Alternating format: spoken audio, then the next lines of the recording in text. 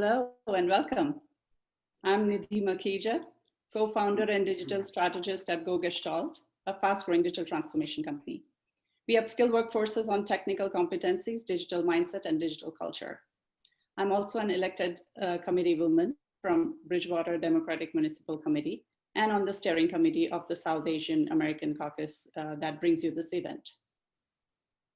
In 2018, we elected Congressman Malinowski and sent him to Washington to bring order to the already chaotic world of lawlessness, rhetoric, and lies under Trump government. But this year is different. We have not seen anything like this in our lifetime. As Bill and Melinda Gates Foundation report puts it, in a blink of an eye, a health crisis has turned into an economic crisis, a food crisis, and a political crisis. And with the wrong leadership at the top, we have been left diverged with science, full of civil unrest and social divides as millions lose their jobs, and destitute of more than 200,000 precious American lives. Now, with our RBGs passing away, we find ourselves in the middle of a political earthquake. The highest court of law in the US is at the brink of being skewed to one political ideology for a lifetime. In this environment, the election 2020 is a clear choice between healing as a nation or falling further into the pit of sickness. In November, we will decide yet again who will lead our country for the next few years. We will decide yet again who will represent NJ7 as our congressman. We will decide whether we will keep the House of Representatives, which has continuously worked to bring some semblance of power in Washington. I applaud you for taking this time to join this important conversation, which may very well determine the direction that our future takes in the next few years. So without further ado, let's kick off this conversation. Joining us, along with Congressman Malinowski, are special guests, New Jersey's State Democratic Committee Vice Chairwoman, Peg Schaefer, and State Senator Venugopal from the 11th Legislative District.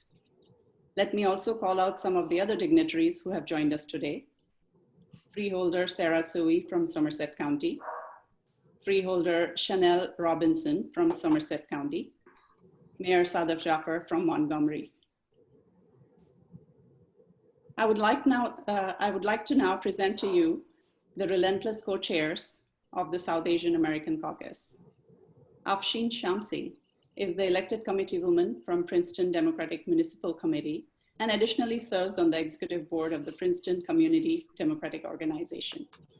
Toral Patel, having worked under Governor McGreevey, is now a committee woman from the Verona Democratic Municipal Committee and serves on the board of NJ 11th for Change. Please welcome Toral Patel.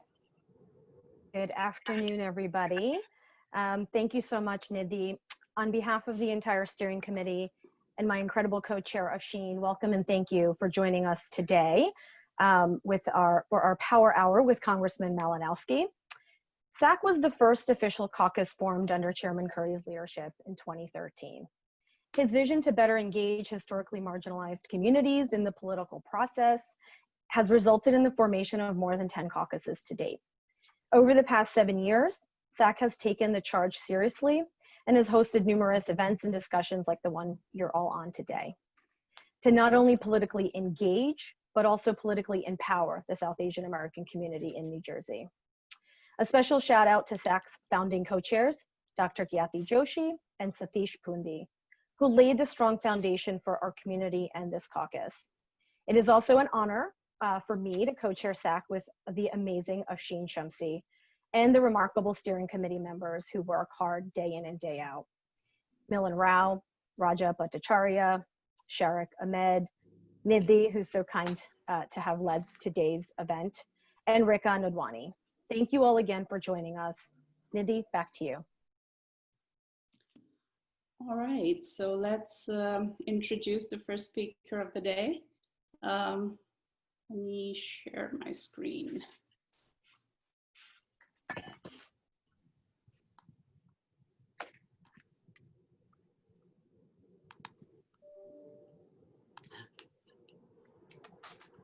Peg Schaefer, She's the principal at law firm Shane Schaefer, Bernardsville, New Jersey. She's the vice chair of New Jersey Democratic State Committee and chair of the Somerset County Democratic Committee. She was an adjunct professor. She was an adjunct professor at Seton Hall Law School and later at Fairleigh Dickinson University. Ms. Schaefer is the past president of Executive Women of New Jersey and was on the board of directors of New Jersey State Bar Association. She has been the director emeritus from 1996 to the present. Ms. Schaefer has been honored by several awards and distinctions, such as Woman of Distinction, Eleanor Roosevelt Distinguished Service Award, Woman of Achievement in Government Award. She has also been named as the super lawyer by the New Jersey Monthly Magazine. I present to you our fearless leader, Peck Schaefer.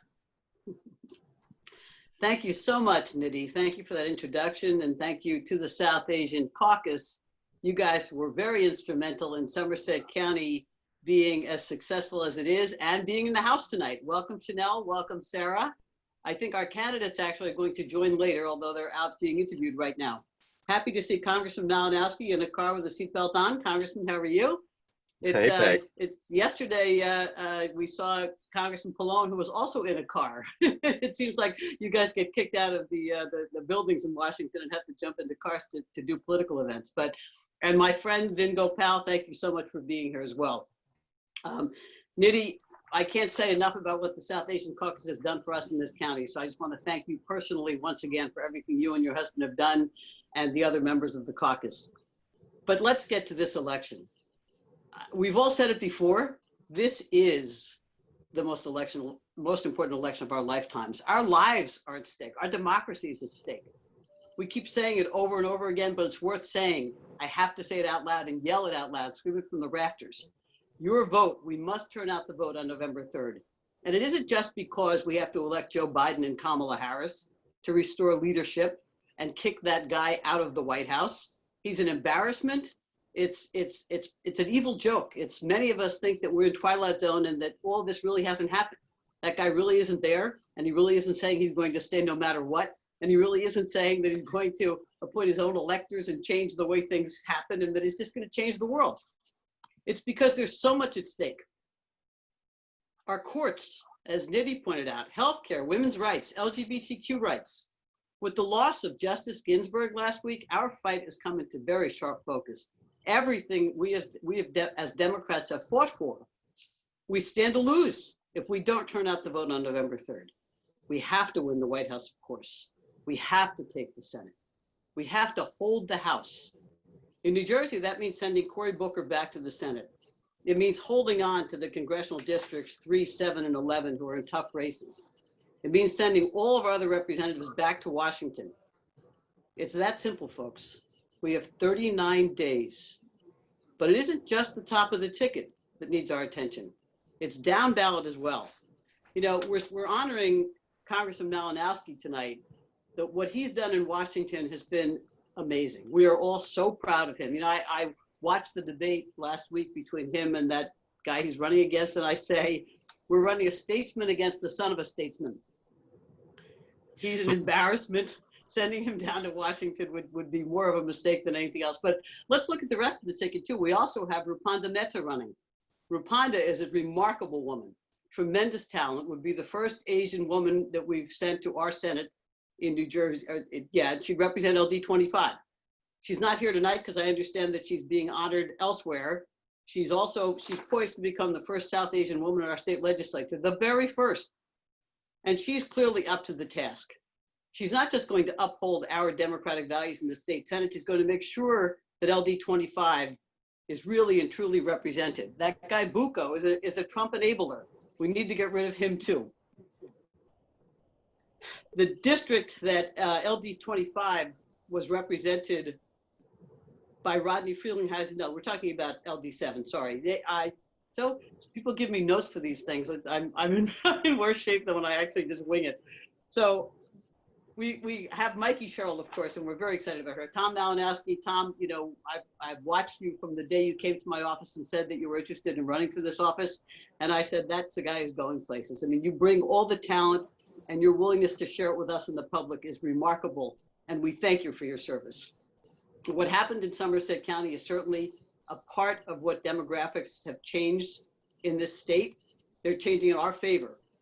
We've got to get the county and the local down ballot candidates elected throughout the state of New Jersey. Now, Somerset County is getting a lot of accolades, and I think to a very large extent it's because of our tremendous candidates, but it's also because of the people running up ticket and the people in the state of New Jersey and the various caucuses that have helped us win these elections. This year, we have an opportunity to run the table. We have two gentlemen running for freeholder, Paul Drake and Doug Singletary, both of whom bring talents that are lacking on the freeholder board currently, soon to be the Board of County Commissioners, of course. And so Paul Drake is a planner who's going to bring planning expertise and help us create more walkable cities. We've all learned in the middle of this pandemic how important it is to have places we can walk to, places we can meet our neighbors outdoors and comfortably within walking distance of our homes, places where we can join with the community and work together and make our world the world that ought to be and the world we're hopefully going to have again when we're rid of 45. We also have an opportunity to put Tina Jallo in as surrogate of Somerset County. She too brings amazing talent to the office, and interestingly enough, because this county's been run by Republicans for so long, they have a guy acting as the surrogate who doesn't even have the qualifications to be a surrogate. Surrogate is a judge of the surrogate's court. Surrogate's supposed to have legal experience. This guy's not a lawyer. So we have to pay a lawyer to help Frank Bruno do his job. After January, we'll have someone in there who can actually practice the art of being a judge of the surrogate's court without having to have help brought in. All of the people that we're going to put into office or keep in office this year are going to help Governor Murphy move forward with his agenda.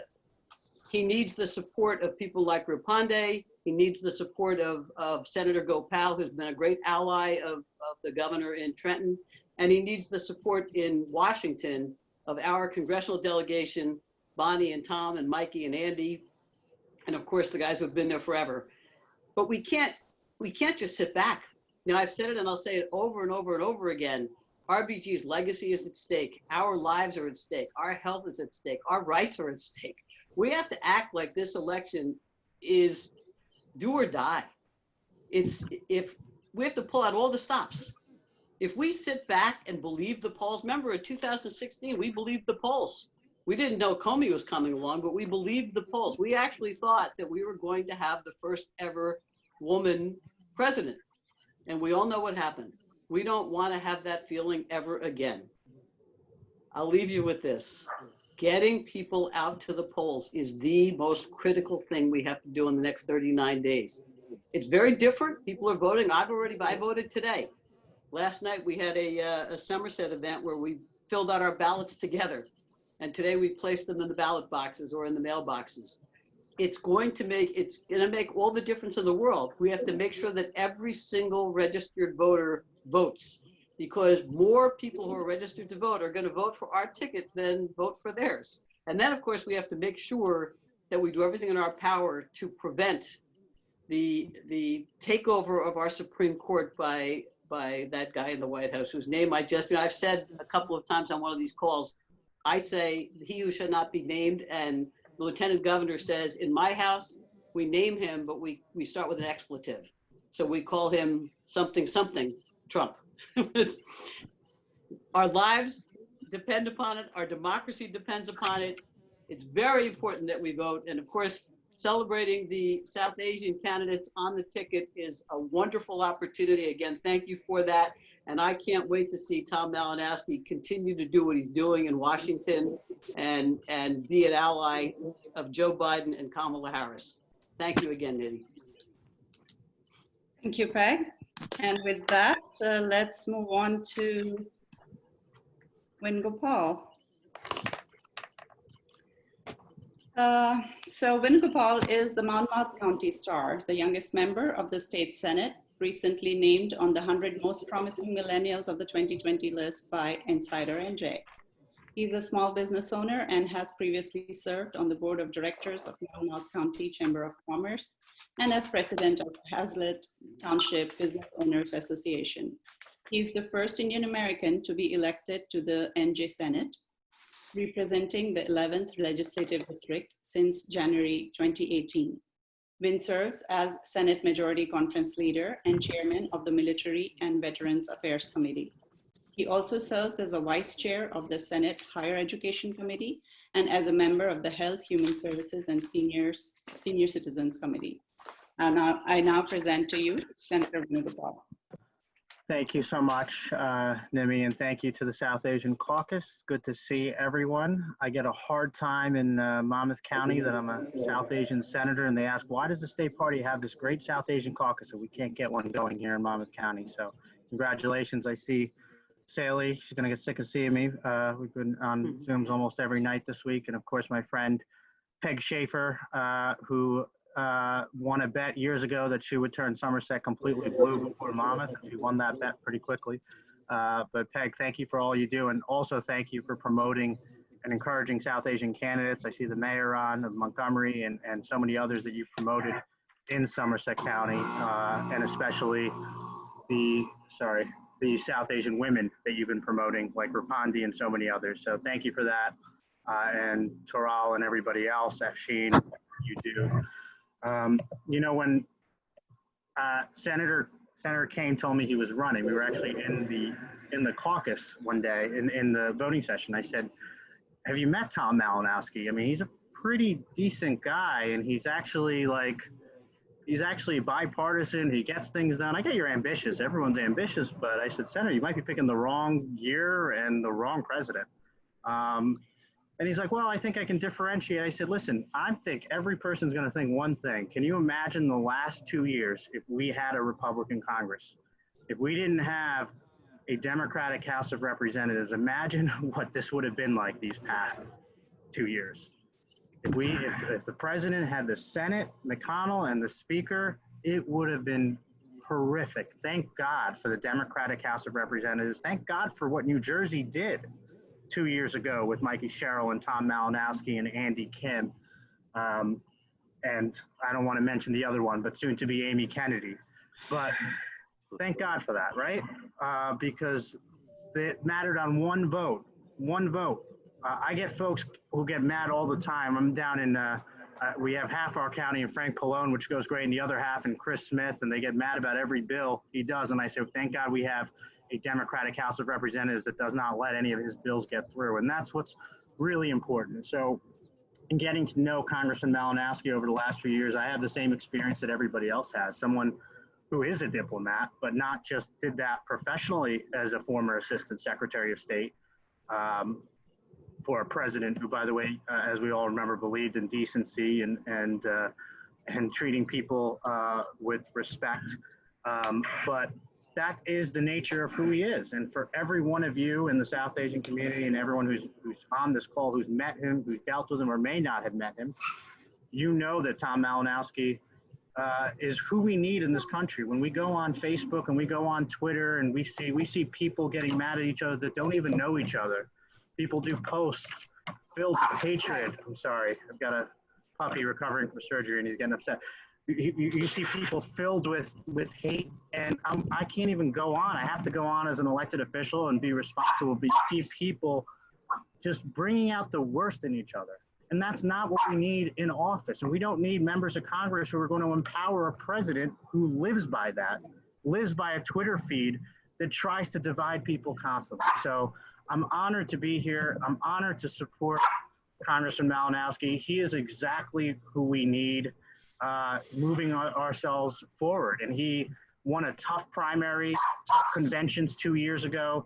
And during the last 2 years, he has represented not just the people of the Congressional District, but throughout the state of New Jersey with decency, with respect, and always doing the right thing for the working families of this state. So Congressman, thank you for having me on. Thank you to the state party for putting this together. And I know everybody on this call, led by Toral and Nimi and Afshin and everybody else, we're going to do everything we can to make sure that you just don't win, but you win big. So we're with you, and thank you for all that you do. Thank you. Thank you, Venugopal. And now for the guest of the day, Tom, are you able to talk from your car? I am. I'm actually good, but we can start.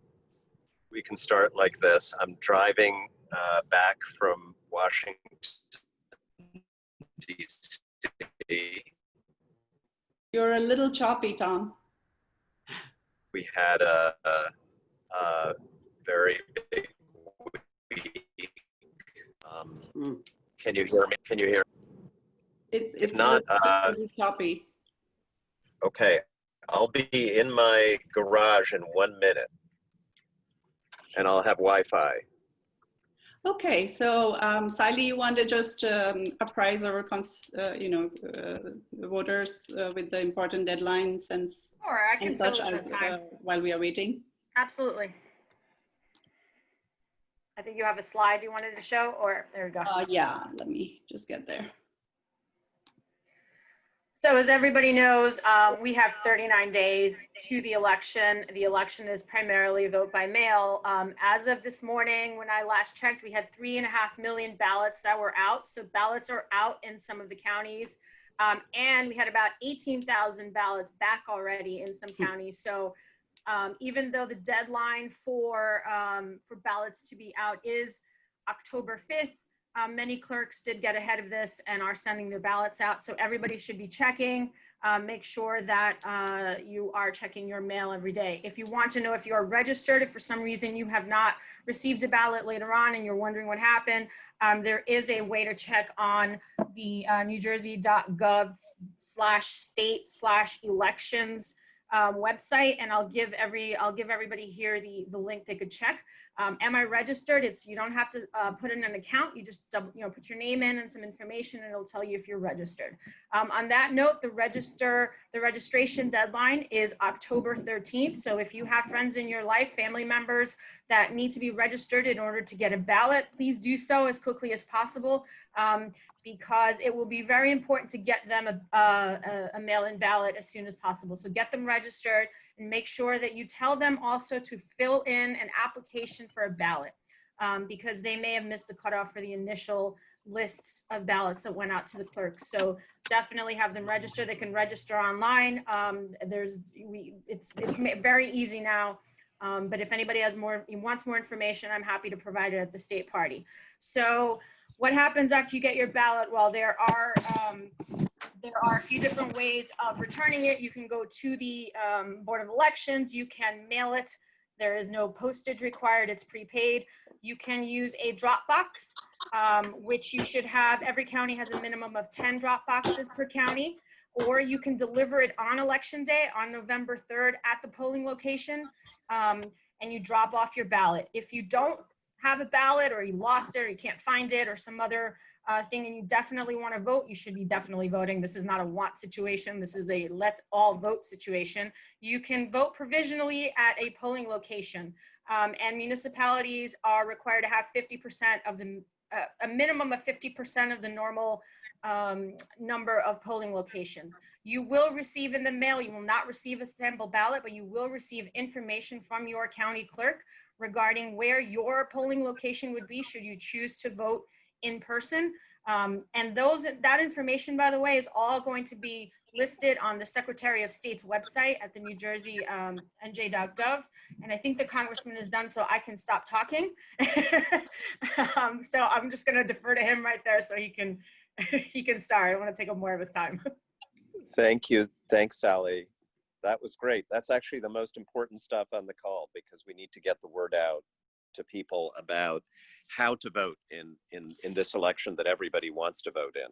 And so we're going to need all of us communicating those things to everybody we know. Vin, I don't know if you're still on the call, but thank you for those very kind and I think very eloquent words about the stakes that we face. I'd like to know what Tom Kane said to you after you made those points. I can imagine it was not very much. Peg, great to see you.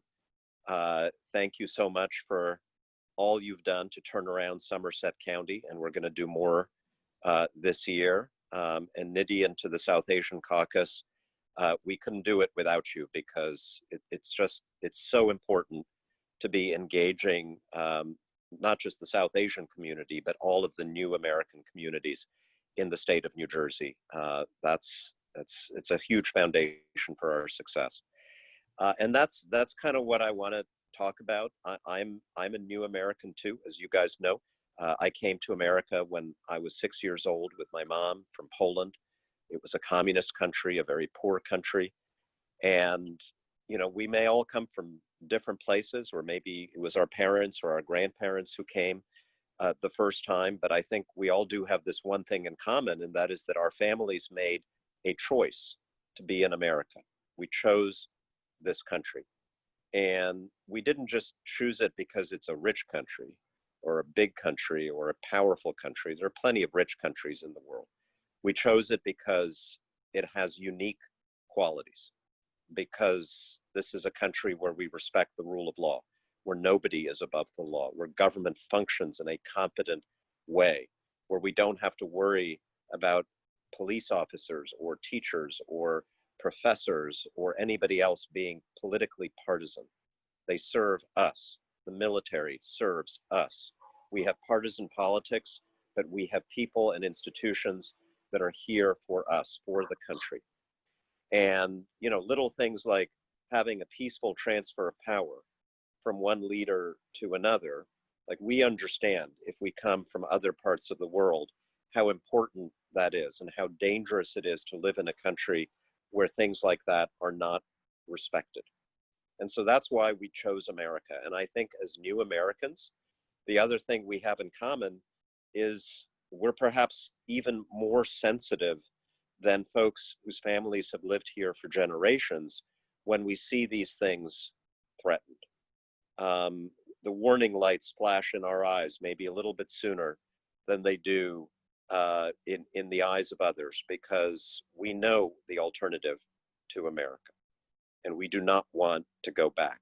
We don't want to go back to where our families came from, and we don't want America to become that kind of country. And so this election, as others have already said, it's about that. It's about our healthcare. It's about our infrastructure and transportation. It's about our environment.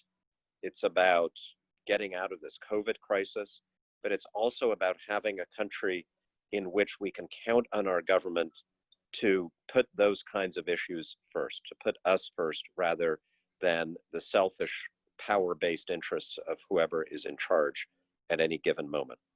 And, you know, because those of us who are new Americans maybe are a little more sensitive to those things, I like to think that this is a year in which immigrants and the families of immigrants are going to save the country that we chose, because we know what is at stake. So I'm doubly grateful. Obviously, I'm counting on your help in my race, but I know that South Asian Americans are going to be out there in record numbers this year. I know you're going to make sure that that happens because of what is at stake. There's a lot in the meantime going on in Washington. You know, I'm juggling running a full-time campaign against an incredibly well-financed and increasingly vicious opponent, and balancing that with the work in Washington to try to deliver more relief for New Jersey. We have so many small business people who are hurting right now. We have healthcare workers, frontline healthcare workers who have been through hell again and again.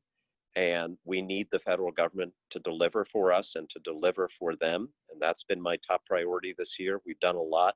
We've got one more big bill that I think we need to pass to help people in our communities get through this thing. And then hopefully we win this election. And next year will be a year of recovery for America, recovery of our economy, recovery of our values, recovery of our place in the world. And I can't wait to be there working with you to make sure that that happens. So thank you all. Thank you, Congressman. I would now request all of you to, if you have any questions, to either post it in the Q&A box or just let us know through chat if you want to ask a question. I do have the first one from Ashok Muralidhar. You can unmute yourself, Ashok, and ask the question.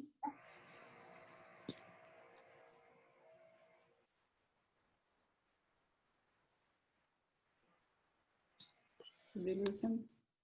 Yes, good evening. This is Ashok. Thank you for your address. That was very good. Just a quick question. The economic impact of COVID-19, obviously, we all know has been pretty severe. What are your thoughts on getting the stimulus approved, and how that's going to impact the economic recovery? Yep. So thanks for the question. We are still negotiating. You may have read some things about the negotiations being having stopped, but in fact, I know that our leadership in the House of Representatives, Speaker Pelosi, have been talking every day to Treasury Secretary Mnuchin and Mark Meadows, the President's Chief of Staff. So we're at it every single day, and Speaker Pelosi has said that we're not going to recess. We're not going to stop working in the House of Representatives until we get this done. As you well know, we passed a bill in the House called the HEROES Act, which would have taken care of all of our needs. We did this over 3 months ago. Mitch McConnell in the Senate right now seems to be much more interested in driving through a Supreme Court nomination than helping the American people in a time of need. But we're going to keep on pushing. And the top priority for me in that effort is going to be getting relief for our state, our county, our local governments in New Jersey and around the country. It's a big part of our economy. First of all, it's 12, 13% of our economy. And on top of that, it's where most of the services we depend on are coming from our state and local governments, our schools, our police, our fire departments, our public works, our parks. And revenue is way down because of the economic crisis. Our state and local governments can't have to balance their budgets. They can't print money. So we're going to need that federal relief. And that's what the fight has been about, because McConnell and the Republicans, at least in the Senate, have been against providing any state and local aid. In the House, we have more bipartisan support for that. If we get a package, I'm confident that it will include more small business relief, an extension of the Paycheck Protection Program, hopefully with the ability for very small businesses to apply for a second time. It will include some extension of the unemployment benefits, which is important for anybody who is out of work, but also for those local businesses where folks will be spending their money if they're continuing to get it, as well as very critically more help for our healthcare workers and for the testing and contact tracing that needs to be done to beat this thing once and for all. Ultimately, the way we save the economy is we beat COVID-19, and we're going to have to do it without the help of the President of the United States, as you well know. So it's Congress providing money, states providing leadership. Thank you. Thanks. Next question is from Malati Tumalapalli. Malati, you can unmute yourself and pose your question to the Congressman. Hi, this is actually Mohan Malti. Good afternoon, Congressman. Thank you for your service. I'm a board member for a nonprofit organization that takes care of individuals with special needs. Our direct staff who work with these clients are considered as essential workers. So as part of the COVID-19 relief, do you support a special funding set aside for the essential workers?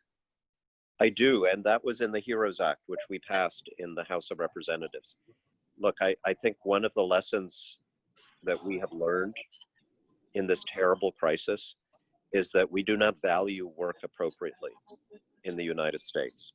We have people who are doing, we call it essential work. It is highly skilled work that very few people can do. It is life-saving work. We depend on it. And yet our, nursing home workers and paramedics and bus drivers and train conductors and all of the people, the people who are cleaning the hospitals, the people who are doing work that you cannot zoom in, who had to work through the worst days of the COVID-19 crisis, and many of whom gave their lives in those terrible days.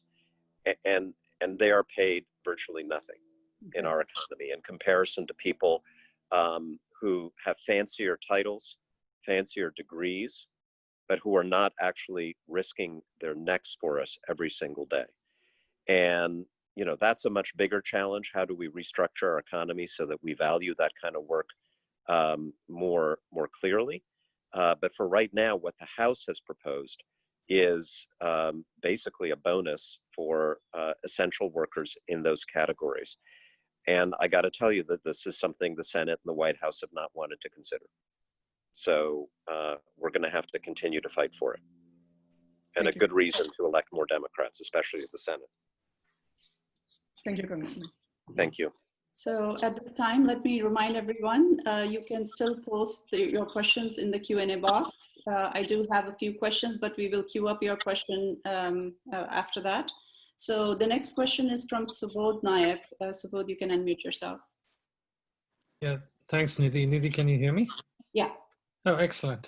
Congressman, thank you for your service. And I am super excited to cast my vote for the entire Democratic ticket, and I'm going to do that over the weekend.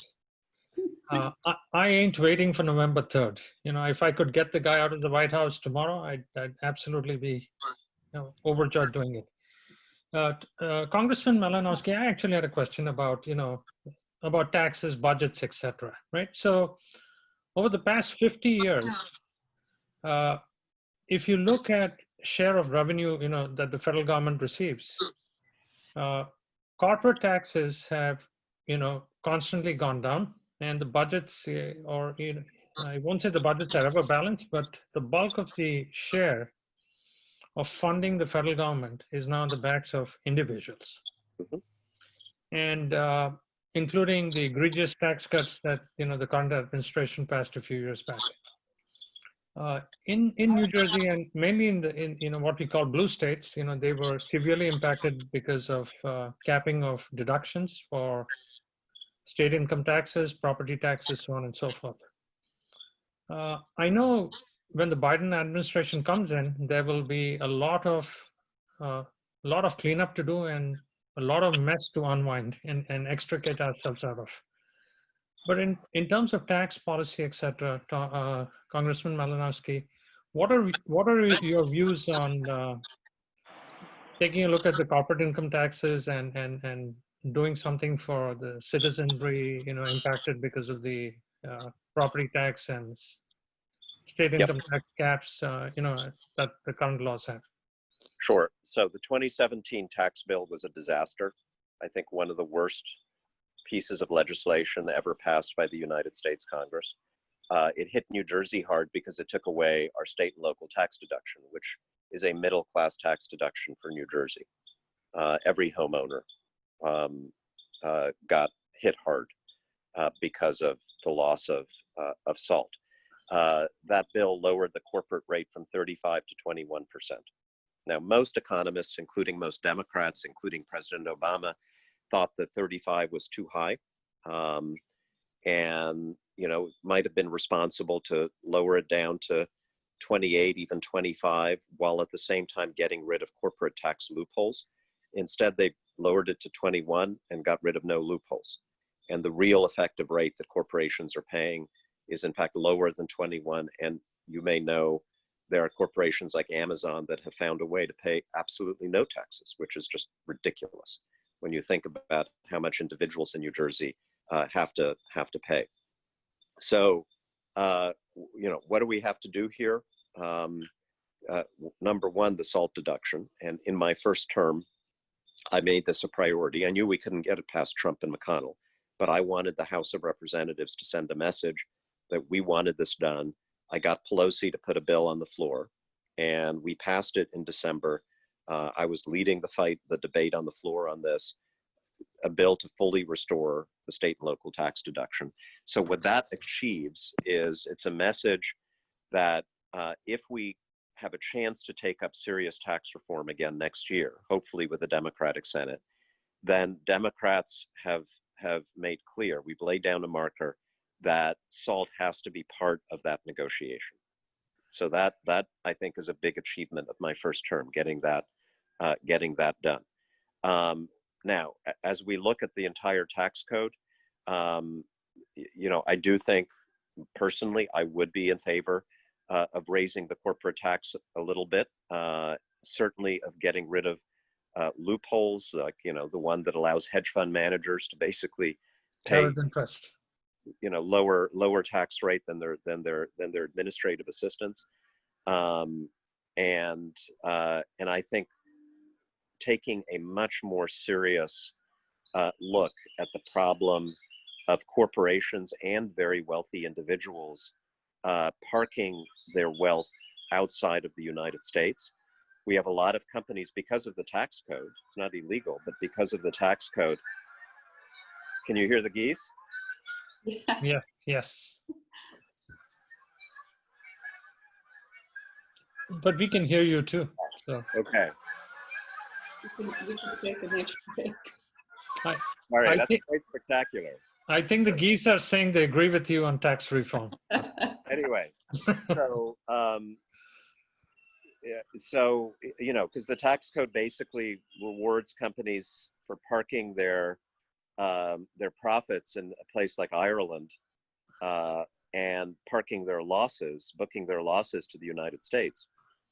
And there's some interesting ideas out there to finally solve that problem, and I hope we'll pursue that next year. Thank you, Congressman. Next up is Manish Patel. Manish, you can unmute yourself. Thank you. Hi, Congressman Malinowski. I apologize. I have some music in the background in my car. That's okay. But I'm actually in Cape May today, and it's kind of interesting. It's another significant battle ground area in New Jersey. But I do see a lot of Amy Kennedy signs, a lot of Biden signs. And I happen to be doing some phone banking for you. Excited to do that. But I noticed in my neighborhood in Bridgewater, which is very densely packed, and based on the local school, the local school there, it's about 80-20 Asian. I don't see I see my sign and I see one other sign, but I don't see a lot of other signs, and I don't know if it's a combination of awareness or apathy or fear. But I'm right now focused. I know everyone's asking a lot of policy questions. I'm really focused on how do we make sure people vote for you, because we need to, keep your seat, of course, on November 3rd. And are there other tactics on the ground that could be done safely, of course, considering COVID, like just putting door hangers or doorknob hangers on people's houses, telling them to return their ballot? And I think our neighborhood is ripe for that kind of approach if it's something you guys are doing. I'm afraid people are either not paying attention or just apathetic versus just being afraid to put a sign out. Yeah, and also we just haven't gotten all the signs out that we need to. Look, there's a lot that can be done. We're being more cautious than the Republicans, so it's a little disadvantage because we're not knocking on every door like we were last time around. We literally knocked on every door in 2018. We will, I think, do door hangers. We continue to have conversations about actual door-to-door conversations. We want to make sure that everyone's comfortable with that before we do it. Beyond that, we have very, very active phone banking, text banking, postcard writing. So there are a lot of other ways that we're reaching voters directly. And I'm glad that you're involved with that. I hope you can sign up more people to help us do that. And these are different activities, so people are more comfortable writing postcards. They can do that. If they like making phone calls, they can do that. We'll put them to work. Give you one sign. I'm so proud of this. Get ready for this. My campaign right now has more volunteers than any other Democratic House campaign in America. Okay, and that speaks a lot to the energy in the communities that I represent. That's just absolutely huge. But we can always use more. And I'm sure everyone on this call, if you're in my district, you know more people who want to help. And then finally on signs, come get them and distribute them to your friends and to your neighbors. It only happens if people do it. We're actually tomorrow morning, I'm going to be, I think I'm going to be in Clinton, doing a sign distribution event where people just drive by and pick up signs, and we do a little brief meet and greet. I think we're going to be doing one in Somerset. My team on the call can give you guys all those details. Maybe put it in the chat, Lisa, Spencer, whoever's on the call. And of course, you can always, not wait for one of those events, but just reach out to one of them, and we'll get you however many signs you think you can actually get on people's lawns. And I want the signs on people's lawns. I don't care about Route 22 or what's important is seeing your neighbors have the sign. I think that Thank you. the nearest office where people can pick up your signs would be Somerville office. Lisa, if you can, post the address of that, or if you can provide some information on where in Somerville they can pick up the signs. Next up is Aditya Amin. Thank you, Nidhi. Hello, Congressman. Aditya Amin from Bridgewater. So just wanted to obviously acknowledge that, recently we were ranked 31st by Money Mag. So quality of life in New Jersey has definitely improved, and very proud to be having New Jersey doing well. Also in another publication, we were ranked one of the happiest places to live. We were ranked 4th. I think that speaks a lot for your administration, and obviously throughout this call, learned a lot about the good work that your office has done. But if you have to name or rank, top 3 accomplishment of your administration so far in the last 2 years, what that would be? And the second question I have is, what would you do differently in the next 2 years? Good questions. Thank you. By the way, my favorite ranking is we're #1 in schools. Absolutely. Look, let's face it, this is an expensive state, but you get what you pay for. We get the best schools in America, which, education is the best answer to every problem. It's the best thing for our economy. It's the best thing for our country. And I have no doubt, New Jersey is contributing more to the wealth and talent of America right now than any other state in the union. And we should be very, very proud of that. So as far as my accomplishments in the first 2 years, this is not an easy time, right? We have gridlock in Washington. We have divided government. It's not easy to pass legislation and get things done. But I think I've had more impact than most freshman members of Congress ever expect to. Couple of things really important for our state. I helped get the funding and the approvals for the first stage of the Gateway project. Gateway is the all-important transportation project that fixes the rail link between New Jersey and New York. Ultimately, we will need a new Hudson River tunnel, which we do not have yet because Trump doesn't want it. But we got the money for the first stage, which is the Portal Bridge. All the transit and Amtrak trains go over that thing. It's 110 years old. It's the biggest source of delays for our commuters back when we were commuting. I made a promise when I ran that I would prioritize that. We got that done. That's really important, despite Trump's opposition. Number 2, you heard me talk about the immigrant experience in America, and I know we're all very worried about the rise in hate crimes, the rise in extremism in our country, and we need the government to be taking this stuff seriously and understanding. For example, the terrorism is much more likely to come from within America than from outside America right now. So one of the things I got done was restoring all of the money that Trump cut from the Department of Homeland Security's programs to fight domestic extremism and domestic terrorism. For whatever reason, he got rid of them in 2017. I led an effort in the House to restore that programming, and I've been all over the place fighting this fight against the rise in extremism in America, which affects the South Asian community, the Jewish community, the African American community. All of us are affected by this.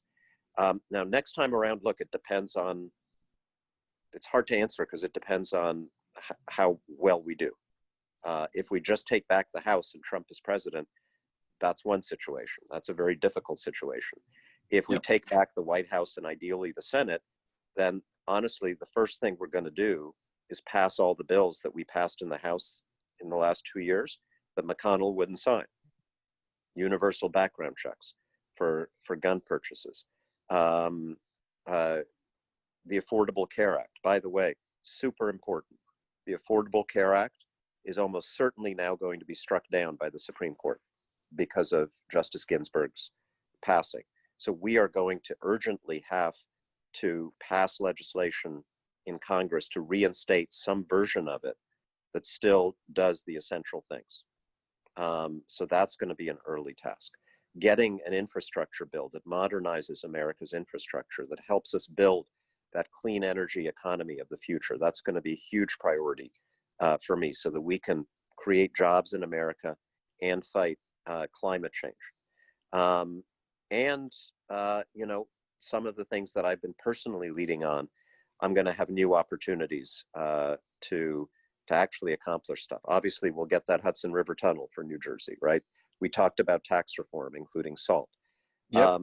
And then in the fight against this extremism, the big fight that I want to take on next year is going to be against Facebook and Google and the social media companies to finally clean up the hate that is being pushed by their, you know, by basically their algorithms, which are, they know everything that we search for, they know everything that we believe, they know everything about us, and they push content to us, they push information to us that is designed to increase our biases.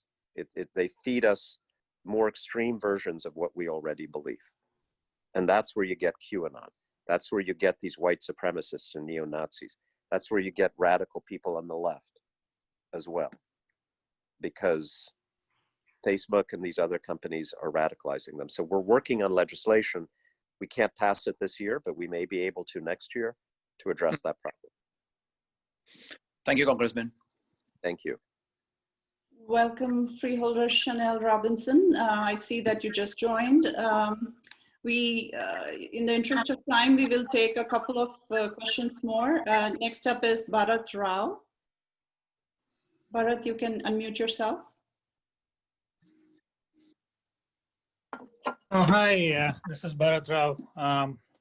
Congressman, first of all, thank you for your service and everything you've done. And you certainly have my vote, as do Joe Biden and Kamala Harris.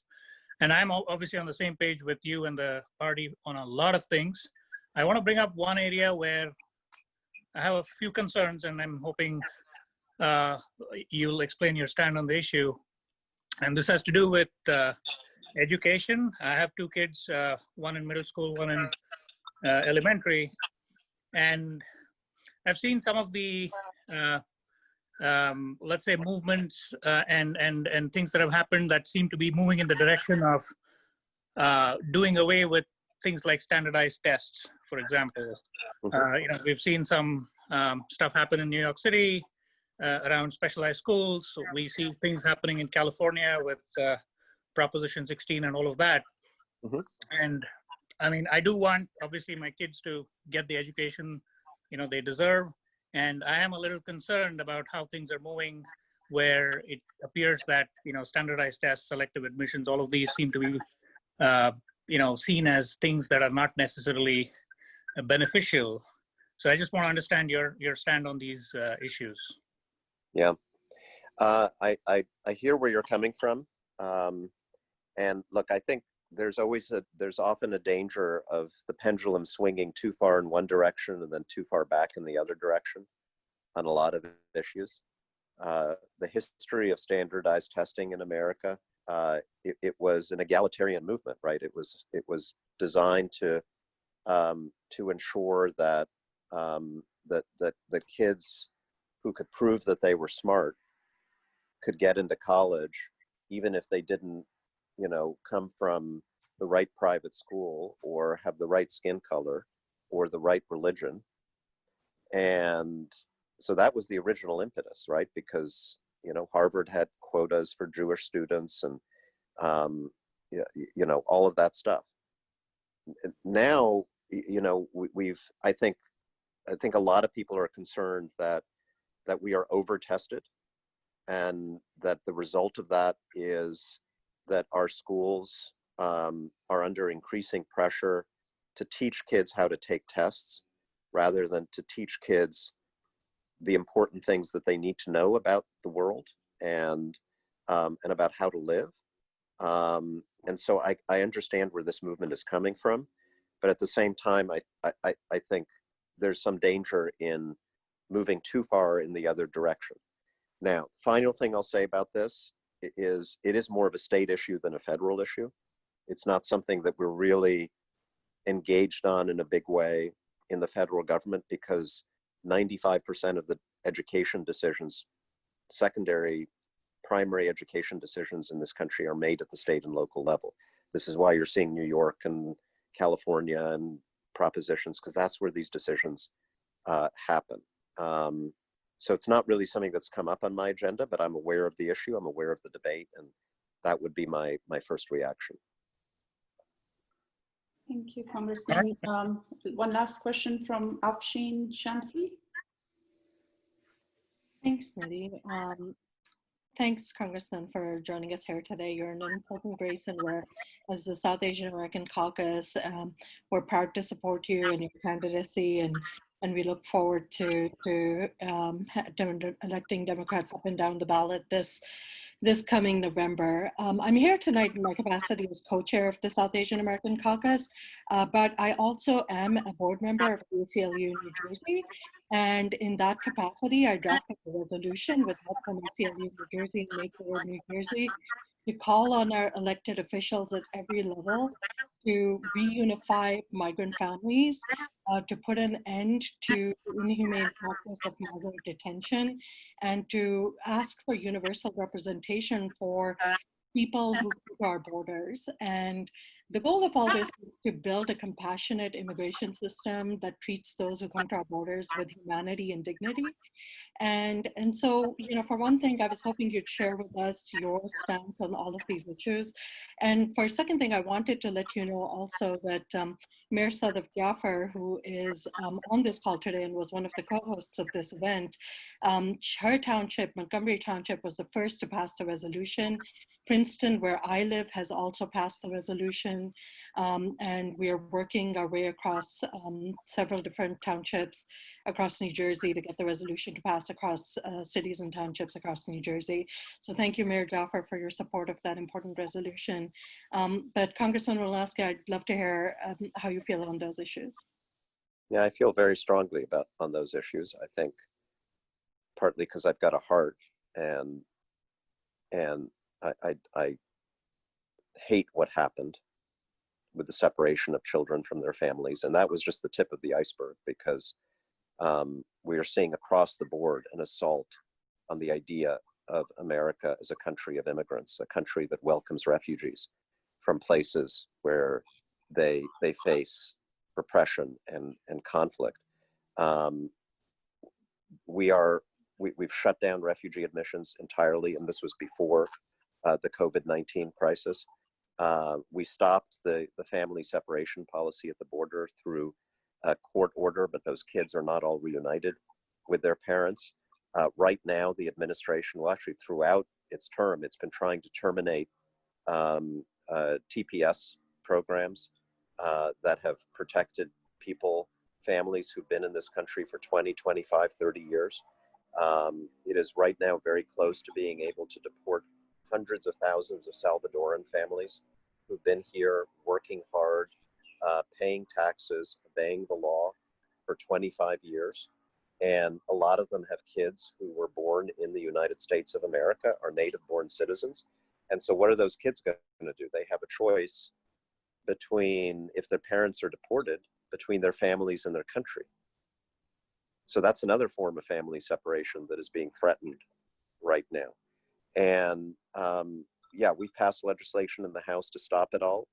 Trump isn't going to sign it, right? Because these are his own policies, and we have not had the 2/3 majority we need to override his vetoes.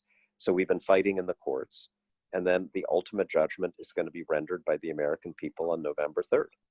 And if we keep that Democratic House and elect Joe Biden at least, then this stuff ends. Because I know that Joe Biden and Kamala Harris on day one, literally on day one, are going to start revoking these unbelievably cruel and un-American policies on immigration, on refugees, on migrants, on asylum seekers that President Trump has been promoting. And my opponent, Tom Kaine, in his primary, when he was appealing to his own party, put out mailers with the wall. He's out there talking about, oh, I'm a moderate. He was running on the wall. That's who he is. Yeah, thank you, Congressman Malinowski. And I'm proud to say that because of your human rights stances in the past and on this issue, we are actually, New Jersey Looking for Biden is actually organizing phone banking. We were in touch with Om from your campaign, and we're organizing phone banking in your district, the Muslims in your districts, to get out the vote for you, because we think you're such a champion of human rights that we felt it's integral for us to support your campaign. Thank you so much. Thank you. I so appreciate it. All right, so if there is no more questions, we would like to end today's session. I would like to thank all of you for joining us today. Thank you, Congressman, for spending time with us. Sorry about your traffic situation in the beginning, and thanks everybody for bearing with us. Thank you, Congressman, for enlightening us on various aspects of tax bill, COVID stimulus, voting outreach strategy, immigrant experience in Affordable Care Act, and various other things that we talked about today. It has been a very interesting conversation. I would also like to thank Peg Schaefer and Venugopal for joining us today. I know there's too many events that they're attending, and we are grateful that they took time to attend this event, and they talked to our voters and apprised us of important information. I would also like to thank the dignitaries that have joined us today, Mayor Sadaf Jafar, Freeholder Chanel Robinson, and I hope that everybody will vote on November 3rd, or even before that, at least 15 days before that, vote by mail. And the next time we see Congressman, we should be partying together with him. So all the best. Thank you. Thanks, everybody. Great to see you. Thank you.